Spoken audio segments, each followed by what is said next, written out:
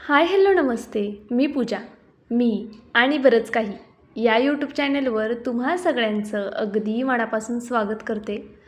आज मी तुम्हाला कोणत्याही पिठाचा वापर न करता एकदम भन्नाट अशी ही रेसिपी दाखवणार आहे.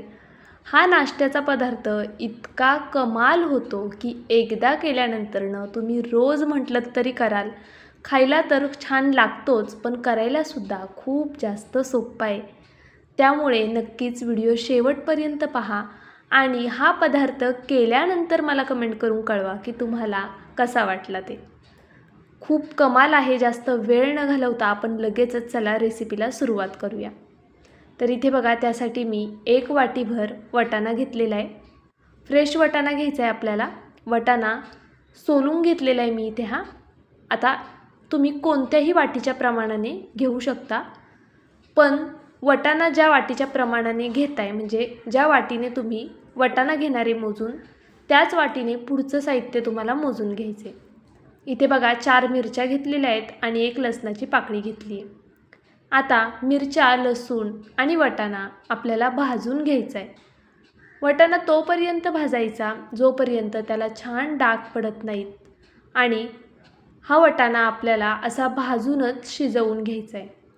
बघा, वाटाणा 90% शिजला गेला पाहिजे याची काळजी घ्या. आता अशा पद्धतीने मी गॅस मीडियम ठेवून छान हा वाटाणा भाजून घेणार आहे. 2-2 मिनिटाने असा कंटिन्यू हलवत राहायचा, म्हणजे हा वाटाणा खाली चिटकणार नाही आणि व्यवस्थित सगळीकडून भाजला जाईल. छान डाग पडेपर्यंत वाटाणा भाजून घेतला की मग तो शिजलेला असतो. बघा, इथे मी छान असा हा वाटाणा भाजून घेतला आहे. आता आपण एका प्लेटमध्ये हा वाटाणा काढून घेऊया. तर बघा, प्लेटमध्ये मी हा वाटाणा काढून घेते. वाटाणा थोडा थंड करून घ्यायचा आहे आपल्याला. तोपर्यंत आपण पुढची प्रोसेस करूया. आता याच कढईमध्ये मी 1.5 वाटी इतपत पाणी घेणार आहे. ज्या वाटीने आपण वाटाणा मोजून घेतला होता ना, त्याच वाटीने 1.5 वाटी इतपत पाणी घ्यायचं आहे आपल्याला.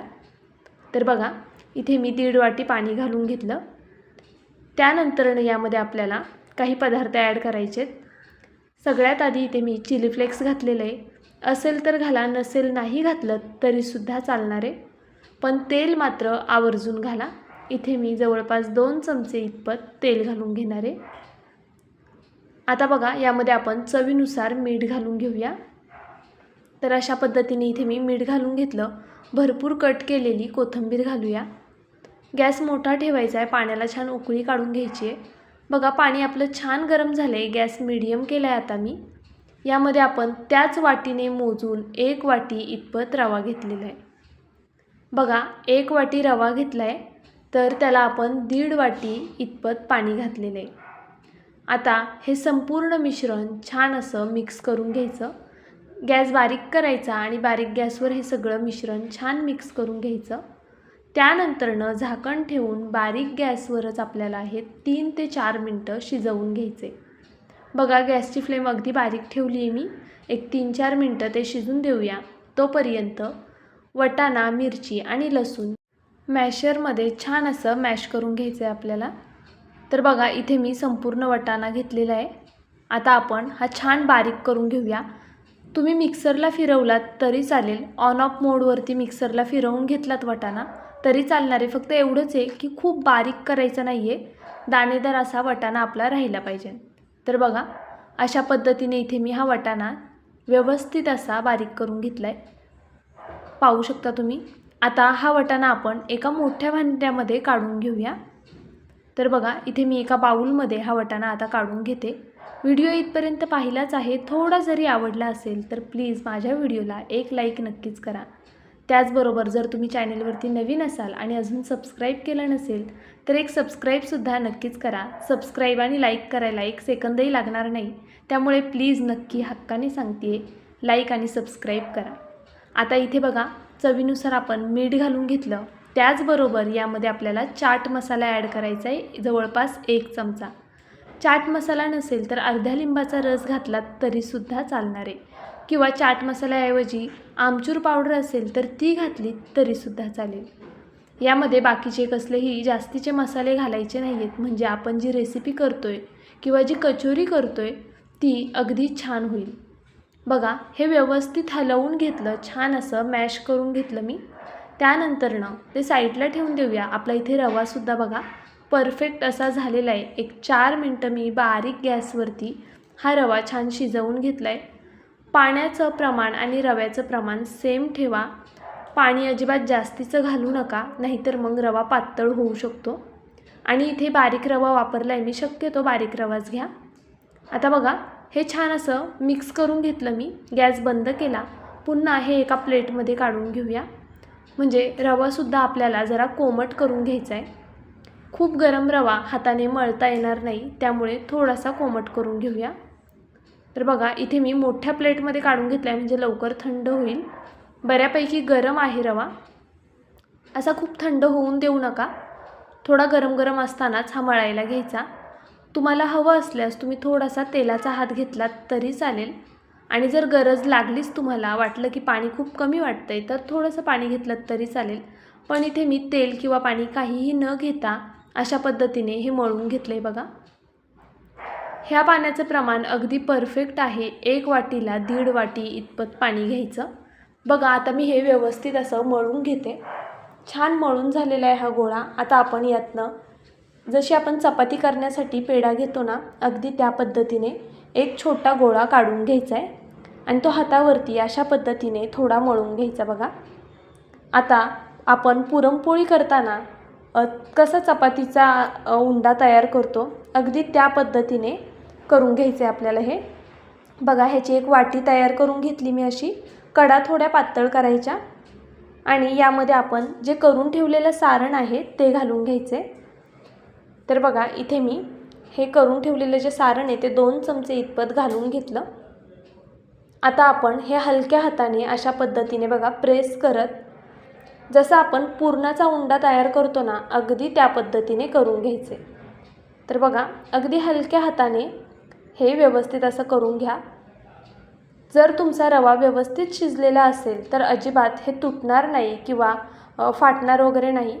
बघा अगदी हलक्या हाताने असं छान मी हे दाबून दाबून घेतलं आहे आणि मस्त असा बघा आपण हा उंडा तयार करून घेतला आहे.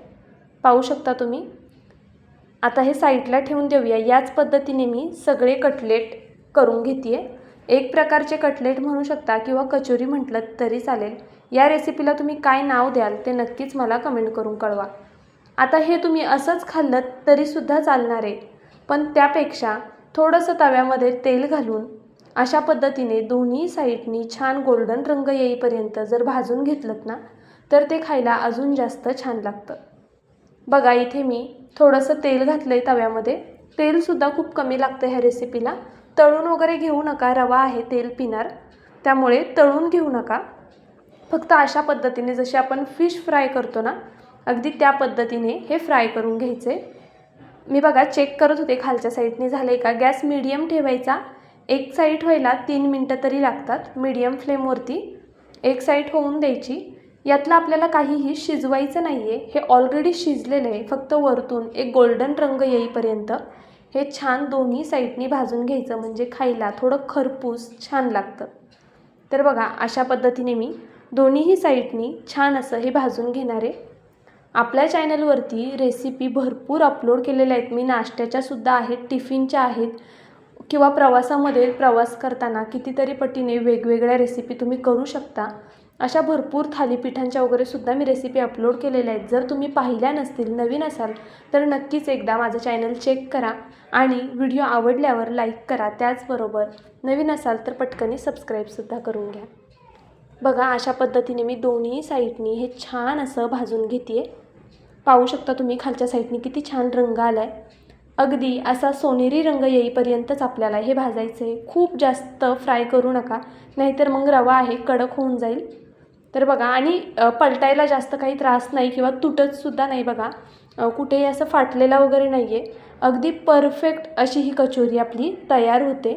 आणि मेन म्हणजे रव्यापासून आहे, यात वाटाणासुद्धा आहे. वाटाण्याऐवजी तुम्ही यामध्ये अजून वेगवेगळ्या भाज्यासुद्धा ॲड करू शकता, ज्या तुम्हाला आवडतील त्या.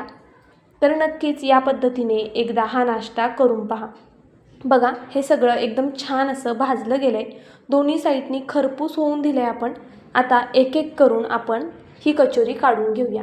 ही कचोरी खायची कशासोबत ते सुद्धा पुढे सांगणार आहे. तर बघू शकता तुम्ही किती मस्त असा रंग आला आहे ना. आता अशी एक एक कचोरी मी काढून घेते. गॅस बंद केलेला आहे. तेल पण बघा नंतर घालायची गरज पडलेली नाही आहे. अगदी सुरुवातीला जे आपण तेल घातलं पळीभर ना, त्या एका पळीमध्ये हा संपूर्ण नाश्ता तयार झालेला आहे आपला. अगदी कमीत कमी तेलामधला हा पौष्टिक नाश्ता कसलीही पूर्वतयारी न करता तुम्ही करू शकता. तर आज संडे आहे, नक्कीच हा नाश्ता करून पहा. हेल्दीसुद्धा आहे, परत पोटभरीचासुद्धा आहे.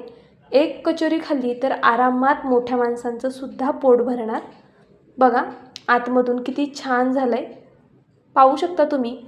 आणि मुलांना असं वाटतं की ही एक प्रकारची इडलीच आहे म्हणून, कारण की माझा मुलगा जेव्हा पण मी ही रेसिपी करते त्यावेळेस तो म्हणतो की मम्मा इडली केली आहे का, माझी फेवरेट असं.